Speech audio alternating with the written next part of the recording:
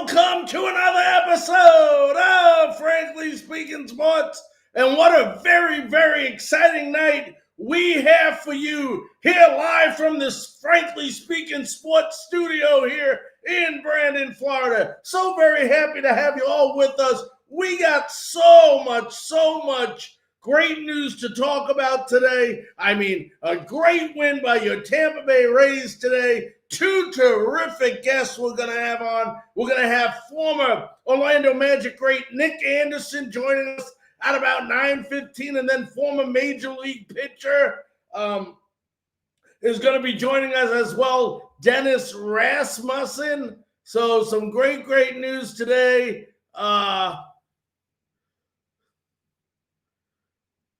Alrighty, so we'll do that later. I'm just reading up on one message.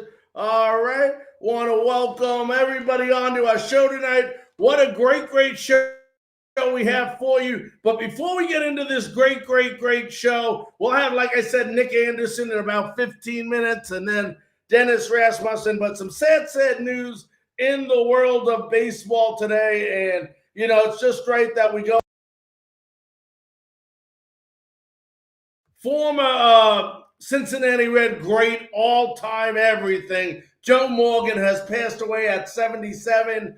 Joe, if you're not familiar with Joe, I don't know why not, but he was part of the Big Red Machine when they had Pete Rose playing first base. They went ahead and had Morgan playing second, Concepcion playing third, Tony Perez, playing first base, and Pete Rose playing third. He's a 10-time All-Star, 2-time World Series champion, 2-time NL MVP, 5 times Gold Glove, definitely a Hall of Famer, which he is. He had a career .271 batting average. He had 689 stolen bases and just shy of 2,600 hits in his unbelievable career. Obviously remembered with the old Houston Colts, and then he came on and played 10 years with the Cincinnati Reds. So just a great baseball player, just another great athlete. And we lost so many already just in the game of baseball over the last month. Tom Seaver, Al Kaline, Lou Brock, Bob Gibson. I think I said Tom Seaver. So just a bunch of people we're losing here left and right, unfortunately. So, just want to, give prayers and everything out to his family, the Cincinnati Reds family.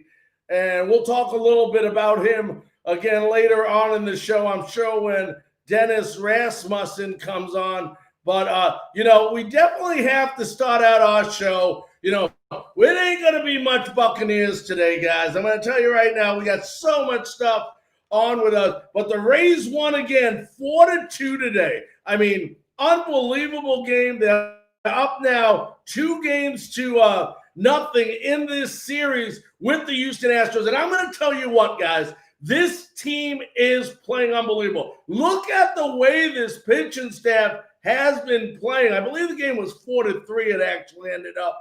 I think I put up here 4-2, but the pitching staff has been incredible. Lights out the bullpen, holding Houston game 1, holding them again today, holding the Yankees game 5 of that series. Just an unbelievable job, and everyone's ties is contributing to this team. From Arozarena had another couple of hits today. He's just on fire. Zunino, another big home run. Zunino has 3 or 4 homers already in this playoffs. Everybody was ready to shoot him in the foot and say, go on. And now all of a sudden you're seeing the real Mike Zunino, who has a little pop in the bat, and he's popping, that's Zunino. He's doubles and home runs. That's what you get out of him.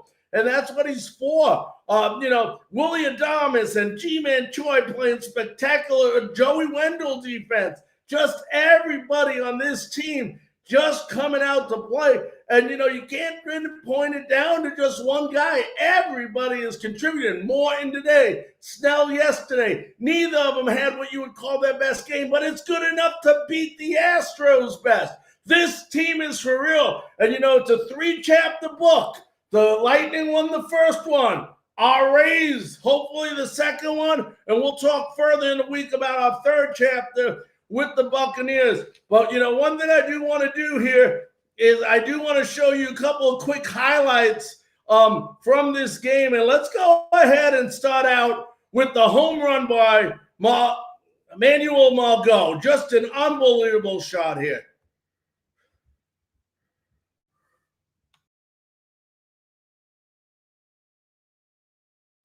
Manuel Margot, former Padre, playing for the Rays, and he sends one to center field, hit well on the run. Springer, he's at the track, and this ball is going to be gone! Manuel Margot, a 3-run shot in the first inning. The Rays strike first. Margot with his third postseason home run. Taking advantage of the Astros' miscue.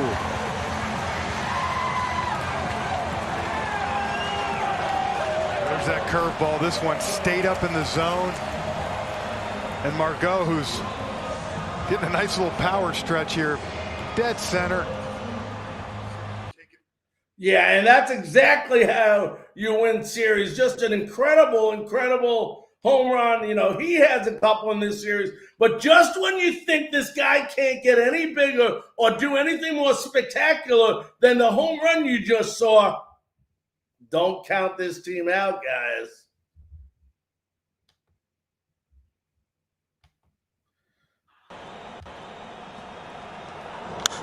In the air, slicing.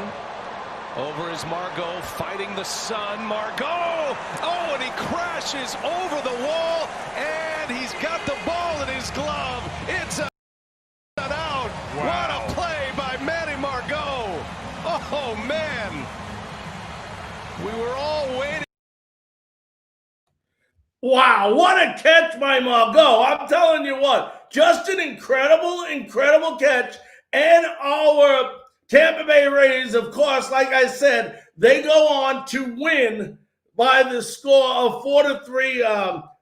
Came down to Nick Anderson, got himself in a little trouble. But this team is on fire. And, for those of you, big Ray fans, we are going to alter our schedule, and we'll go over that. The producers and I will be meeting after this show, where we may be doing some pregame shows before the 8 o'clock games.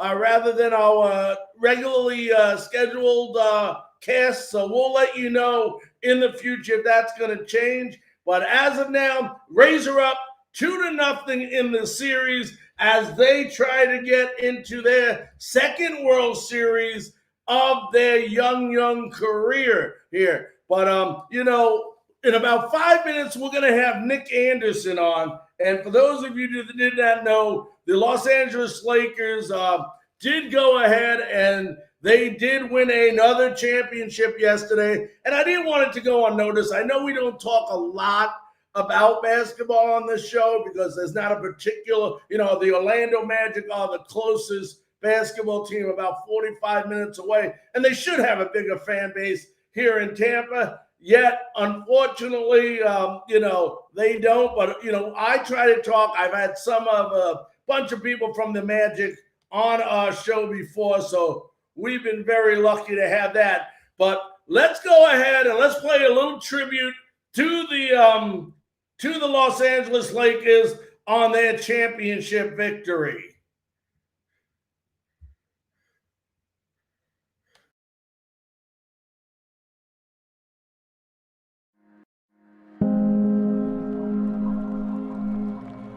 The Lakers, the organization that's all about winning. Forget winning championships. And that's the only goal. I'm extremely proud to be a part of this franchise getting back to where it belongs. And that's compete for championships. We're playing for number 17. And Game 6 of the NBA Finals is underway. Here come the Lakers on a 3-on-3. LeBron down the middle, behind his back, spin to the rim, left-hand layup, good. Great start, good charge, good start. Everybody rebound, touch the paint, make something good happen. Davis fighting for it, gets the offensive rebound, back up and throws it down with authority. Everything going right so far for the Lakers. Here comes Goran Dragic, folks, injured in game 1. Dragic in running layup, and the Dragon scores with a very familiar turn the corner and lay it up and in with the left hand. I'm going to finish this quarter out now. Okay, talk on defense. No more threes. Come on, Mambo on 3. 1, 2, 3. Every catch, every pass is contested. The Lakers look formidable tonight. Dominant defensively. Absolutely dominant. Let's be in attack mode, touching the paint before their defense is set. Yeah, that's what's got us where we're at right now. Rondo gets across the lane, spins inside, left-handed layup. Oh, Rajon Rondo putting on a show. Kendrick Nunn gets down the lane, blocked by Davis. LeBron, shovel pass, KCP flying at the rim. Draws the foul, banks it home, and one.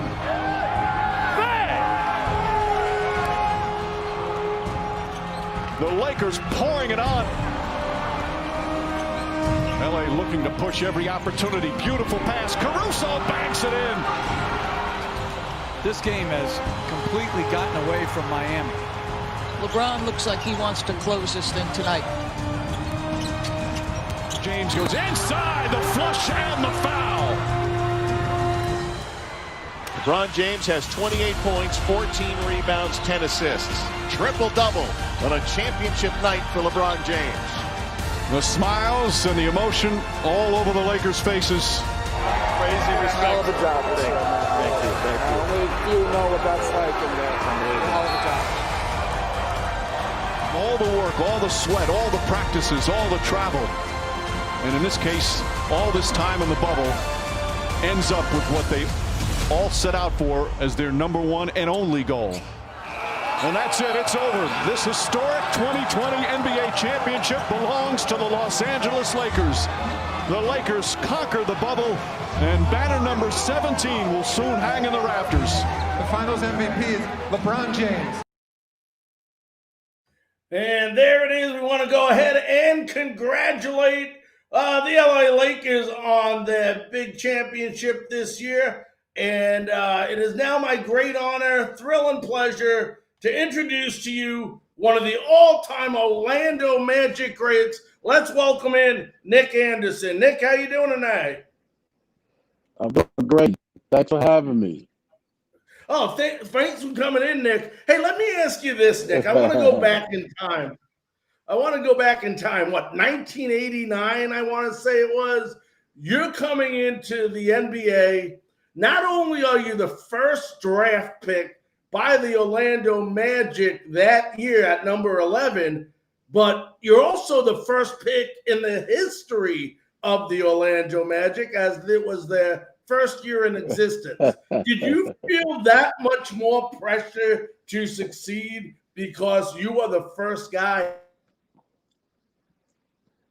ever to be? No, not at all. It was, first of all, it was an honor and a privilege to be drafted by the Orlando Magic. I remember those days, going through the process, having friends back at home saying, the Orlando Magic, that's not an NBA team. And I had to explain to them, being it was the first year of the team being in its existence. So it was great. It was no pressure to come out and as you mentioned, to just do something stellar right off. No, because we just had hit the ground and running. So it wasn't a whole lot expected of me back then. So, like you said, it's an up and starting team. It's an expansion team, but it didn't take long before a bunch of good players started being picked up through the draft by the Orlando Magic. I mean, we're talking about Dennis Scott, who was one of my favorites, Orlando Magic back then. Shaquille O'Neal. I know Webber came, but he got traded for Penny Hardaway. Let me ask you, the first couple of years, you're the man. You come in, you're leading the team in scoring, and then all of a sudden they start adding pieces. Did you feel like in any way, shape, or form that it was degrading to you anyway? That, obviously you want a good team, but you had to give up, obviously, some of your offensive production in order for these great players to come play with you. Not at all. That's when, you talk about being a team player, being a good teammate. Drafting a guy like Shaquille O'Neal out of LSU, 7'1", dominant. I had no problem to moving aside, taking a back seat. This guy changed the franchise. As you mentioned, bringing him in along with Dennis Scott was there the year before, and after that, Penny Hardaway. So it didn't bother me at all to take a back seat to a Hall of Famer like Shaquille O'Neal. And obviously 94-95 season was the big season for the Magic, obviously. You had a great year. I mean, you led the team in three-pointers. You averaged 15.9 a game.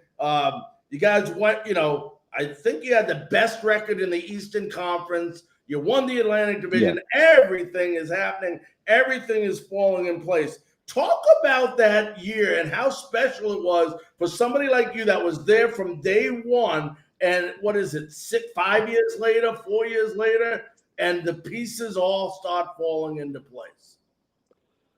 Well, it was great. I mean, to see, as you mentioned, being there from day one and seeing the transformation of this organization it was so much fun. Like you said, bringing in a Dennis Scott, a great shooter, a guy that I've been known all my life. We played against each other in many tournaments in high school and camps.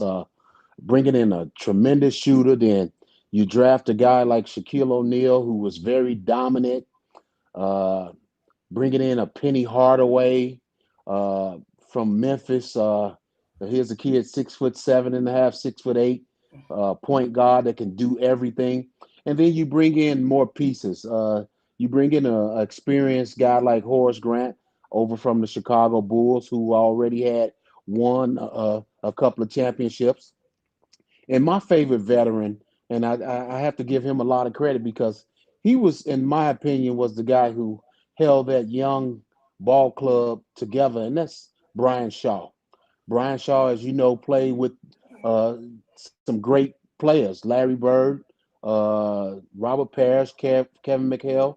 So he had great experience, and he played with many other teams. So bringing him in was a great move by the organization, and things started to fall in place, as you mentioned. No one expected us to do the things that we did at such an early stage in our young careers. It happened so quick. We won. We beat Boston the first round of the playoffs. Then we played the Chicago Bulls, and that was Michael Jordan's coming back party, coming out of retirement. Went against an Indiana Pacer team led by Reggie Miller, Mark Jackson, and Rick Schmitz, coached by Larry Brown.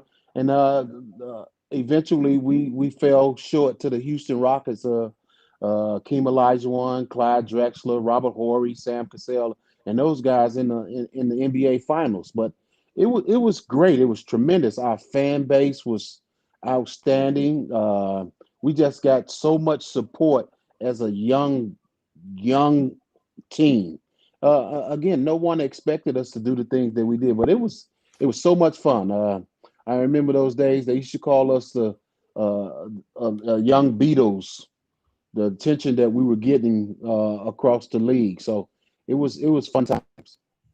Yeah. Now let me ask you this. You got to the postseason. Why don't you tell the fans? I mean, the postseason just ended, obviously, yesterday night in the NBA. What was it like for a player like yourself to finally, you reach the finals? There's people in a whole career that play 15 years that never get to make it to an NBA Finals. What was that experience? I mean, and not only was it an experience for you, but like you said, it happened before everybody's time. I mean, everybody was still relatively young in their careers when that happened. It was great. It was a lot of fun. Most importantly, that team that was assembled back then, we had so much good camaraderie. Not only did we play together on the court, but we did things off the court together as a unit. Uh, we were well rounded. I think we covered a lot of bases that teams need when you're trying to reach the top of the ladder. Uh, Imagine you have a young Shaquille O'Neal in the middle, who was so dominant. You have a young Penny Hardaway, which they pegged as the next Magic Johnson. You had myself, and Dennis Scott on the wings, spreading the floor. Then you had a veteran, a Horace Grant, bringing that experience. It was so much fun. And I have to tip my hat off to the DeVos family, Mr. DeVos, and the way that he uh, just looked out for our team. Whatever we needed, they provided, and it made us as comfortable as possible, and helped us along the way through that process. It wasn't just the players; it was just a great organization and a great fan base that were behind us that helped us get to that opportunity. Yeah, now let me ask you this. The next year, you get back to the playoffs, and I know, I think it was the Eastern Conference Finals, you hurt your wrist. You're done for the year. How much did that wrist injury affect the rest of your career? Well, it wasn't that it didn't affect it that much. I think, and I'll talk about this because a lot of people uh, maybe want to hear uh, about this. I got a lot of flack for the year before when we played Houston in the first game, missing 4 free throws in the later stages of the game. I got flack for that for a very long time. It's just something that happens in someone's career. Things happen. And that stayed with me for a while. I just, being around the league and that long, maybe I just didn't understand at that time how people, you know, you know, that's what I'm known for. That's the way my career ended in some people's eyes, but I don't look at it like that at all. I had a great opportunity. It was unfortunate that happened in the game. We're up 27 points, if I can recall, 20 something points during that time, and we let Houston come back and get some confidence, and doing that game time that happened. But far as the wrist and all that, it was just something. There's a difference. You can play some guys. I think I can play hurt. I just can't play injured. It's a difference. Yeah. Being injured is really hard, something to deal with, and it lingered for a long time. I mean, if you fall the wrong way, you get hit the wrong way. It was just something that lingered a long time, but I don't think it played a big part in the later stages of my career at all. And I'm when not you I'm not the one I'm not one to make excuses. If sure, I it understand. is what it is. You look at the game today, Nick, and when you played back in the 80s, I mean, you came in basically when a time where, Larry Bird was finishing up, like you said, Magic, Michael Jordan, Hmm. Magic, pretty much was, I mean, all the, what I call team basketball players that I used to love watch growing Right. up. And you still had it in the late 80s and 90s. But when you look at the game today, does it seem a lot? I don't know. To me, it seems like it's a completely different game than it was when you played for the Magic. Am I wrong? Well, yeah, no, you're right. I look at it.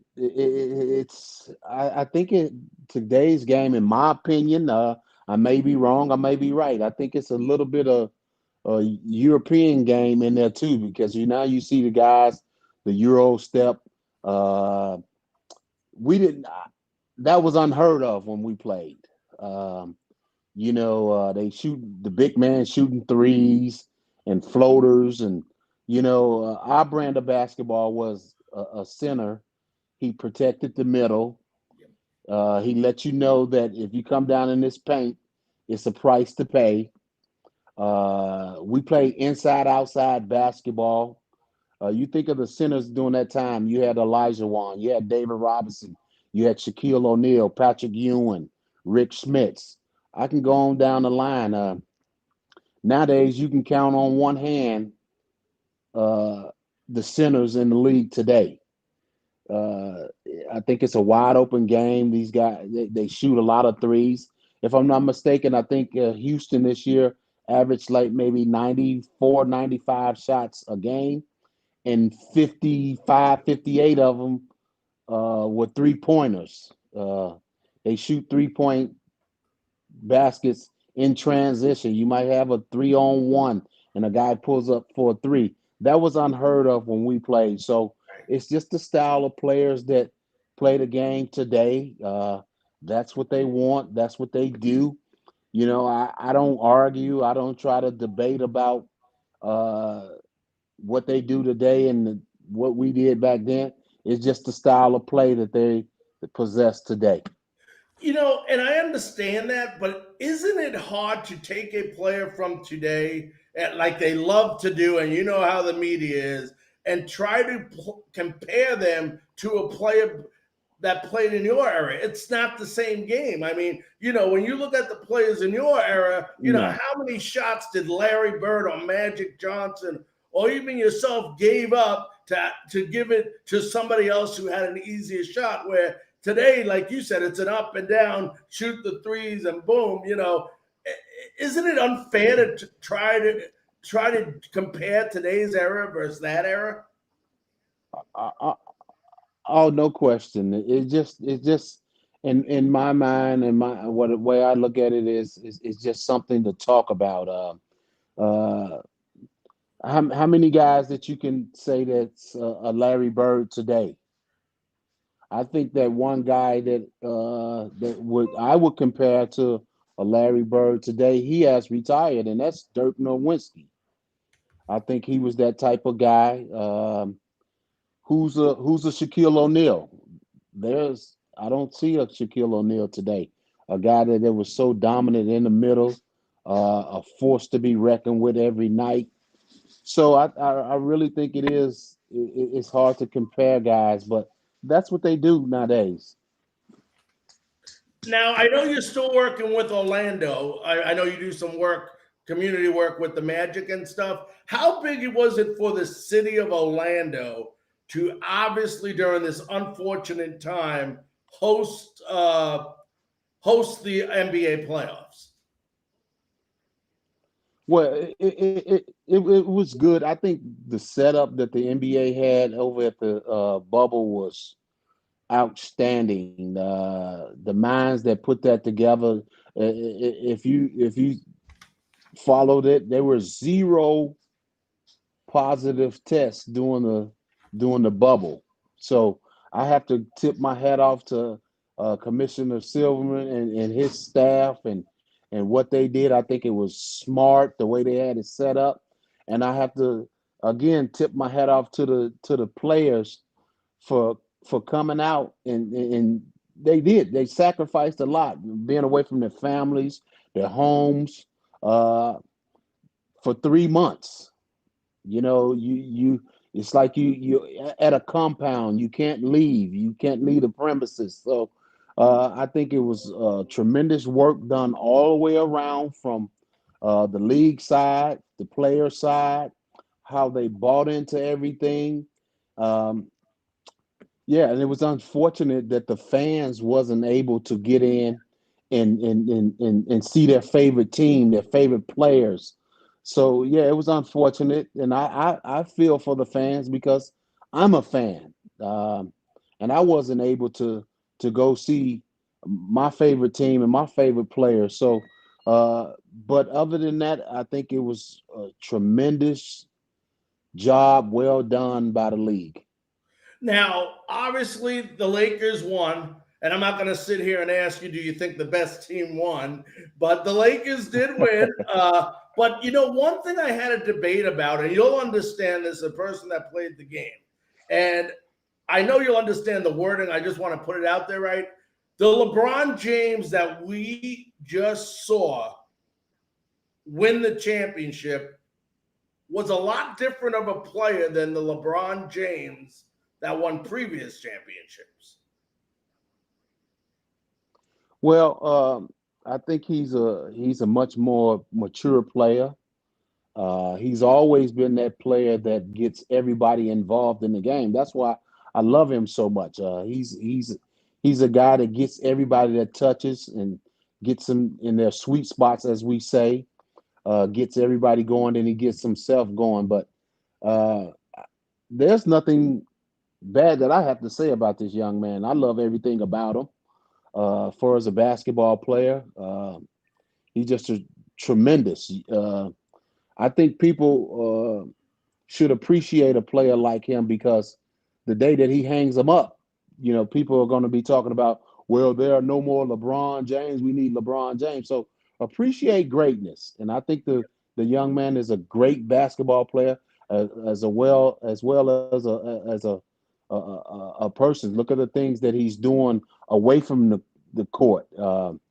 We have a tendency to not talk about those things. I think he's everything that I would want my son to be too. So I tip my hats off to him because I think he's doing tremendous work on the court. He's just special. Whether you like him or not, he's great talent. Yeah, and I was talking about on the court as far as a player, not a person, because I think his game, he's playing more of, like you said, he's definitely always been that one to give it up to his team and stuff. But it seemed like this year he realizes some of the things that he may not be able to do as well as he did before, which is hard to believe because he's still an outstanding talent. But it seemed like he was smart enough to figure that out and use his teammates to his advantage to help them become more productive. Exactly. Let's take one play in particular. Game 5 when he drove to the basket and 2 or 3 players was on him, and I heard this debate: should he have taken that shot? Should he have passed it to Danny Green, which Danny Green was wide open? That's what smart players do. You make a smart play. Everybody is talking about, well, he should have took the shot. No, he shouldn't have took the shot. He had 3 players surrounded on him, and he had a guy that was wide open. That's what smart players do. Make the right basketball play. And he got flack about it, taking the shot. Me personally, I think he made the right basketball play. But some people would try to justify he's LeBron James. He should take the shot. Well, I think LeBron James made the right basketball player, and that's being a smart player. And you just mentioned a lot of things that he used to do that he's realizing that a lot of times I can't do that. I think he's just making the smart play all the way around. I don't think he's what is this, his 17th year? He's not as athletic as he used to be. He still has athleticism, but he doesn't have all that athletic ability that he had 5-6 years ago. So, and when your athleticism starts to dwindle away, you have to find other ways to beat players, to make plays, to make good decisions. And I think he's doing just that. I think he has a very high IQ out on the basketball floor. All right, Nick, last question before I let you run, my friend. Let me ask you this. What, in your opinion, or how do you feel about the future of the NBA as far as everything, from, not just financially, but I'm talking about from a fan's perspective? Do you feel like fans are still being, back then when you played, it was incredible amount of the fan attention. Do you feel like some of that has gone away? And, it isn't going to be long, whether we want to admit it or not, where King James is going to step down. Like you said, he's been playing 17 years, but who knows when he's ready? That's his decision. But there's always another era that comes through, obviously. Do you think the game's in a good place? I think the game is in a good place. We had a little bump in the road here because of the pandemic. Right. You look across the board. There are no fans in football. They're finally trickling back in a few fans. Golf, baseball, people who love sports, their favorite sports, tennis. But I think the game is being left in a great place because this pandemic shall pass too, and the fans will be able to get back out to their arenas to see their favorite team, their favorite players. And for us players, as you mentioned, LeBron James maybe has a few years left at this game, but I think it's going to be left in good hands. You have a guy in Milwaukee, the Greek freak, and Giannis Antetokounmpo. I think he's a special talent. You have young talent coming up in a kid down in New Orleans by the name of Zion Williamson. Jason Tatum, I think, is on the verge of being a superstar in this league for the Boston Celtics.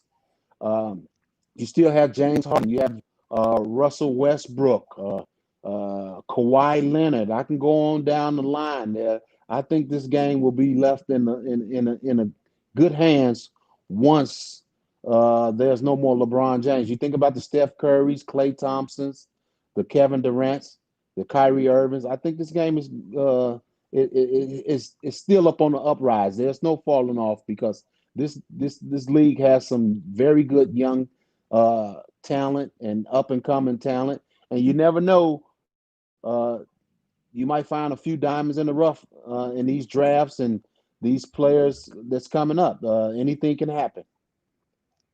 Yep. Well, listen, Nick, I want to thank you so very, very much for joining us tonight on Frankly Speaking Sports. It's been a great honor to have you on. Thank you for having me, and many blessings to you and yours. Thank you. Be safe. All right. Bye. That was the great Nick Anderson, former Orlando Magic.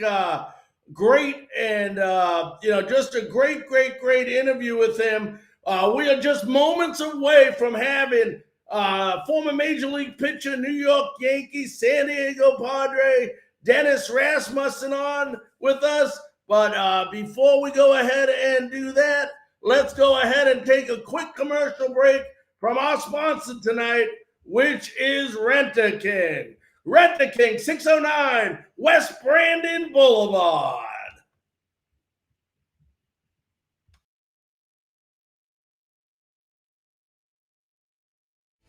Welcome to Rent King Sales and Lease Purchase.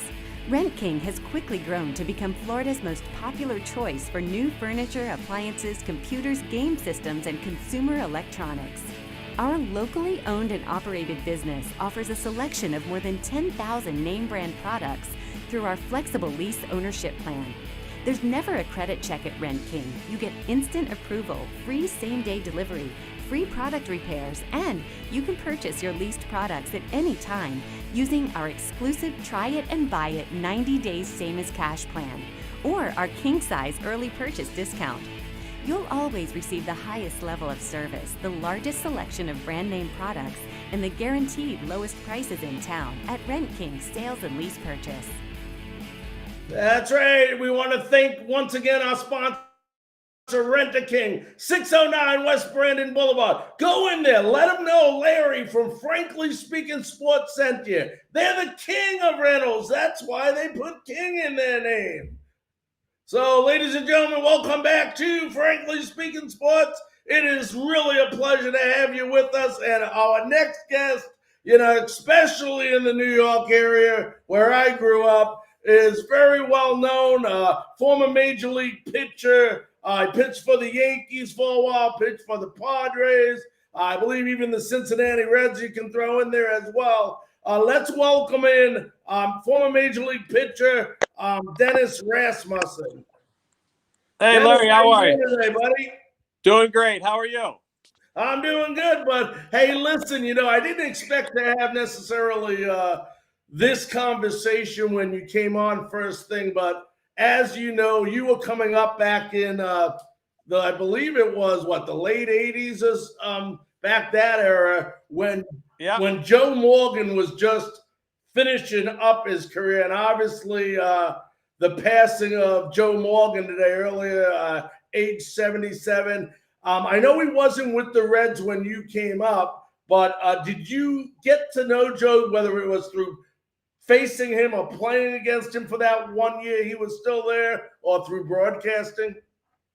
Just unfortunately, I didn't pitch against him, but I got to know him through his broadcasting career, and when he came to Red Spring Training in 87 and 88 when I was there. Yeah. Just lately it seems like all the good ones I grew up watching play. Unfortunately, he was a great player, and I know he'll be surely missed. But let's talk about your early career. Talk about New York. You're pitching in the Big Apple, and of course you got to show off, and you got to win 18 games while you're playing there. And everybody talks about that stage and how tough it is to play in New York. Talk about your Yankee career, which you had a winning record with the Yankees. I believe you went 18-6 back in 1986. I believe you went 39-24 as a pitcher with the Yankees. What was it about playing with the Yankees that, got you going? It's arguably the greatest stage in professional sports, and probably the best thing was that happened when it was early in my career at the very beginning. I didn't know any better. I didn't know how to be nervous or anything. I just went out there and threw whatever the catcher put down. And we joke about it. Ron Hasse, Rick Cerrone, my catchers that I had, Butch Weiniger, I basically would stay with them because they knew the hitters, and I would throw what they called. And we had a great offensive team, great defensive teams. Unfortunately, the American League East was just that much better with Toronto and Baltimore and Boston and us. We were all beating each other up. So it was a competitive division, but it was fortunate to have success, and it was a lot of fun playing in New York for sure early in my career. And it's weird because the year after you left the Yankees, I started working for the Yankees. So I was down in Fort Lauderdale, down at Fort Lauderdale Stadium off Commercial Boulevard in Florida with the team and in the clubhouse and doing everything. And I got to meet a lot of the players you had played with previously. And, talk about, I want to talk for a minute. You didn't only play, we'll get into some of the managers you played with, but what was it like? Because I got to know George. I obviously not on the level of playing, but I got to know George Steinbrenner and had a terrific relationship with him. What was it like for playing for an owner like George? Well, he kept you on your toes, that's for sure. And, if you go out there and do your job, you don't have to worry about anything else. And, I was fortunate to have success there as a pitcher and kind of stayed away from his wrath, although there were a few times that I didn't pitch well and got sent down and then brought back up on that so-called Columbus shuttle from AAA to the big leagues. But for the most part, I avoided a lot of it. Some of my other friends and teammates were subjected to his wrath, but he's a very active owner, and it was great for baseball. He wanted to win, as everybody else did, and he always put a great product on the field. Now, who was the one guy, Dennis? There's always that one guy when you finally come to the major leagues that takes you under their wing and kind of teaches you the rope. Who was that guy for you? Well, I would have to say there was two guys. I got drafted by the Angels in 1980, so my first spring training was 1981. And kind of surprisingly, Don Baylor and Rod Carew both took a liking to me and, invited me out to dinners and talked baseball, and neither one were pitchers, obviously. Right. And I was fortunate enough to play with both of them during my Angel days, and then with Baylor when I was playing in New York. So, they were both great mentors, and it was a lot of fun to get to know them throughout my career. Now, one thing that stuck out with me, and you won't see this today, Dennis, is when you pitched in your total career, you had 21 complete games. I mean, we're lucky now if we go through a year and see one complete game, yet, that many through a career. Why do you think there's so much less or not any anymore complete games, and why aren't pitchers going as long as they used to? Well, I just think that the game's got a little more specialized, and you've got your 5-inning starters and your 1-2 inning middle guys that pitch the 6th and 7th innings, and then you've got an 8th inning guy and then a 9th inning closer, and they're all paid accordingly to pitch those innings. And unless you've got a big lead, you're really not allowed to go any further than 6-7 innings. That's a lot if a pitcher will be allowed to go that long. But it's unfortunate. You always want to finish what you start. And, there are many times I pitched into the 8th and 9th inning and had a chance to finish those games and didn't. But then obviously there was 20 plus times that I did.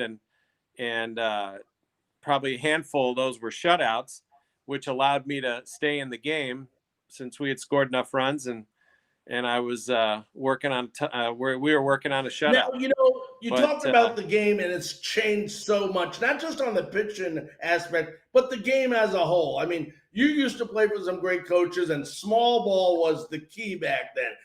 Hitting and running, stealing bases, sacrificing guys over, doing whatever was necessary to win a ball game. And it's not that way anymore. We know that. It's no surprise. Which game do you like better? Well, I came up playing the game the way it always had been played, where you early in the game, you move runners and try to get the lead, and then it's the pitcher's job to hold the lead. So, but the game is different now, and you can just look at the playoffs that we're watching now. Majority of the runs are all scored via the home run, and everybody's playing for that. There were a few teams that, Earl Weaver was noted to play for the 3-run home run and that, but he still bunted and executed and got a lead, and then obviously knew his personnel well enough to put him in a situation to swing 3-0 and hit home runs or whatever it was like. So. But it's a different game now. You're playing for the home run and 2- and 3-run home run. And it's crazy that all of, especially now these playoffs have all been, the runs have been scoring on home runs. Yeah. Now let me ask you this. You pitched in both leagues. You were 47 and 49 in the National League. So a game on, one win that way, and you were 44 and 28 in the American League. Now, I know what the records say, but personally, Did you have a preference whether to pitch in the American League or pitch in the National League? You know, I enjoyed pitching in both leagues, pitching in general. But I grew up playing first base and loved to hit.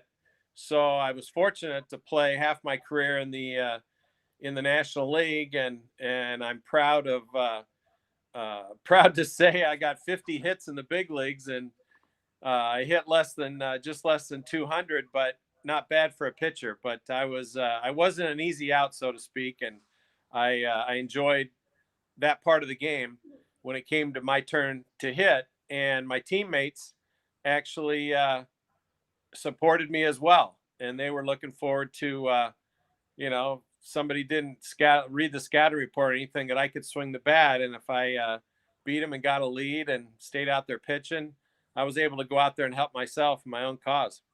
Yeah, there was actually one year, I think you were playing with San Diego, which is obviously a National League team. You had 18 hits that one year. You had like 290, 18 hits, and so I wasn't even going to ask you if you like the DH better or not. I could tell just by statistics which one you enjoy more. But you batted 290 one year with 18 hits. I do remember that. Yeah, so, that was a fun year, and Jack McKeon actually toward the end of the year, I'd been hitting the ball so well, and every start he had me. We were short, had some injuries, so he had me take batting practice with the extra players who you normally hit first during batting practice, and it just so happened that we had a couple injuries early in a 3 or 4 game series with the Atlanta Braves, and he actually called on me to pinch hit, and so I have one pinch hit appearance with the bases loaded. They walked Joe Carter ahead of me to load the bases, and with 2 outs against Joe Baver, I hit the second pitch, a double off the wall, and cleared the bases. So proud to say that I've got three RBIs and a pinch hit double. It was in extra innings, and the next inning, our relievers gave up the 3-run lead to tie the game, and then we ended up losing the game in the 12th or 13th inning. So I wasn't the hero of the game, but I continued the game. Yeah. Well, let's talk about some of the managers you played with. You played with a lot of characters. I got to give you credit there. I mean, you played for Yogi for a brief time and Billy Martin. You played for what? Pete Rose. I know you played for Jack, like you said, McKeon, and I think Hal McRae as well, in there as well. I mean, correct. Who was the craziest of them all? Wow, that's you can add Lou Piniella to that list. You can add Bob Boone to that list of guys that I played with or against, and then for. But the craziest was probably Billy. He was exactly the way everybody thinks of him as, and he expected a lot out of you, and you better be ready to play or pitch when you come to the ballpark that day. Not that the other managers didn't expect that at all, but he was a pistol as soon as you got to the ballpark, and it never stopped. And I think he was that, as we all know, he was that way on and off the field. So, I was fortunate enough to play for Lou Piniella, play with him in '84, and then his first year managing was '86. Right. And during spring training, he named me the 5th starter, and that was the year I went on and won 18 games.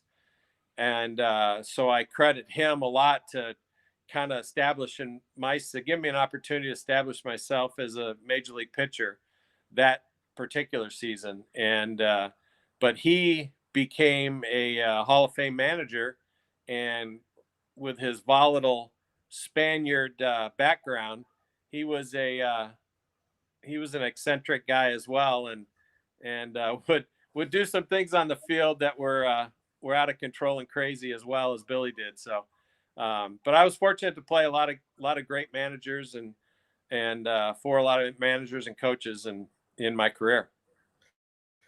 Let me ask you this. I know you played for Pete Rose, and I'm sure you get asked this a lot. But based on what he did on the field, should he be in the Hall of Fame? Absolutely. Yeah, absolutely. You know, it's unfortunate, especially now that we know what other things have gone on in this game. But, you know, it's unfortunate that he denied it for so many years. If he'd come clean, we're a forgiving society, he would have been a Hall of Famer by now.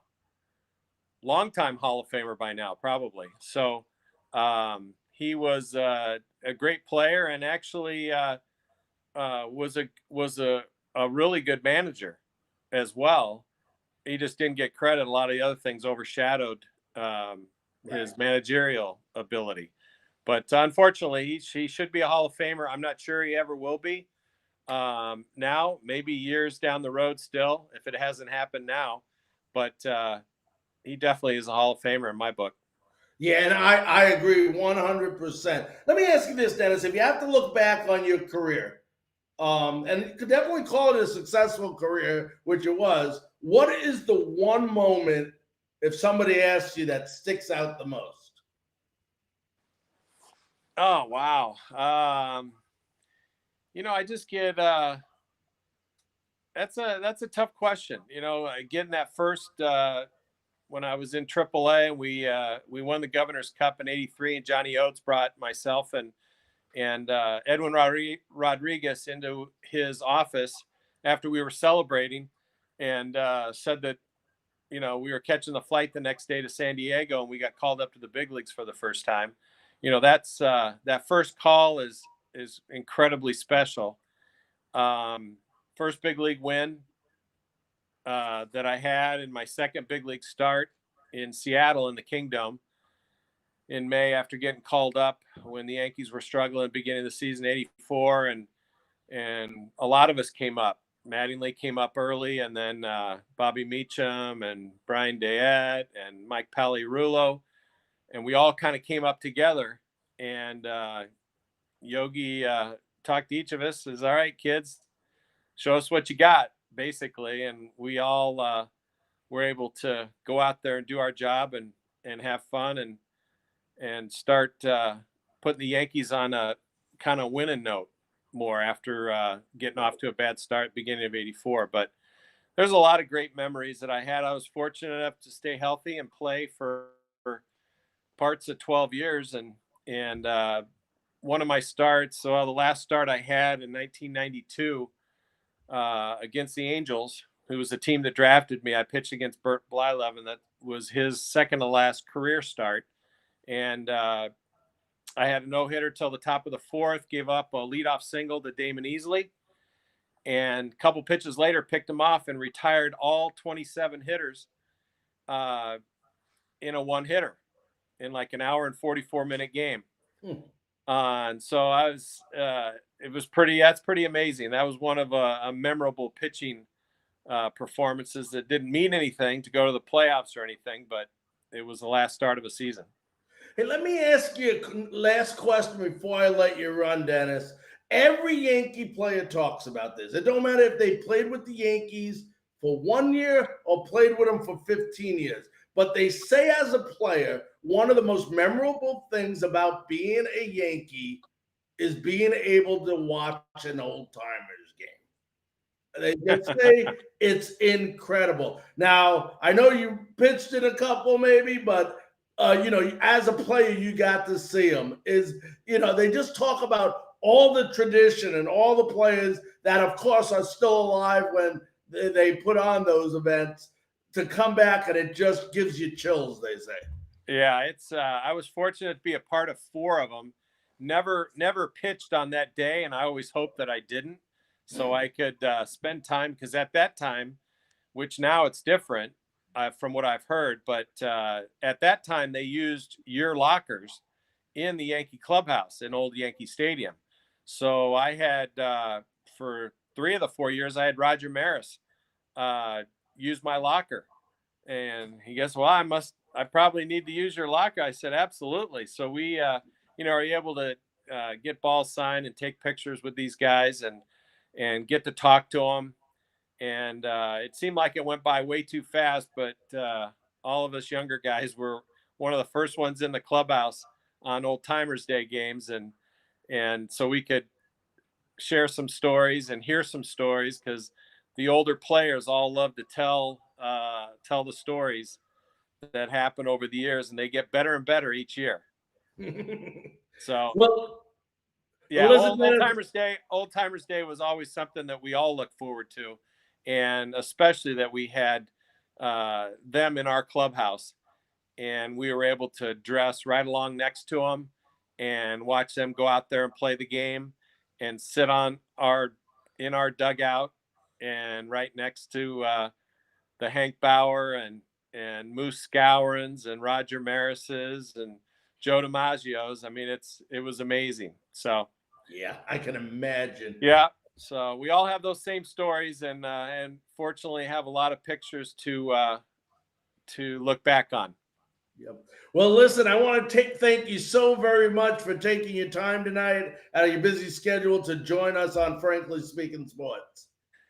You're welcome, Larry. My pleasure. And all right, wish you all the success, and the Rays might as well take it to the house, and my call is the Rays are going over the Dodgers. All right, I like your pick. So I hope Tampa Bay does it this year. Well, thank you, and you be safe, okay? All right, take care. Bye-bye. Take care. Bye-bye. That was Dennis Rasmussen, the former Major League pitcher, great Yankee pitcher, had 18 wins in 1986. So, just a great, great guy, and what a great, great show. We didn't get to talk in depth. Tomorrow we're going to be able, we're going to find out exactly what our broadcasting schedule is going to be.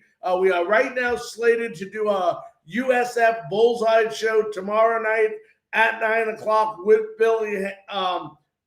Billy Henderson. So in the event, as of now, that is still planned as far as I know. In the event we change due to the Rays being in the championship series, you will be the first to know tomorrow. I want to thank you all so very, very much for joining us this evening on Frankly Speaking Sports. We want to thank our sponsor, as always, Rent King. Rent King, the king of rentals. That's why King's in their name. Go to 609 West Brandon Boulevard. Go to Rent King. Say Larry from Frankly Speaking Sports sent you. To everybody, a good night, and we'll see you tomorrow on another episode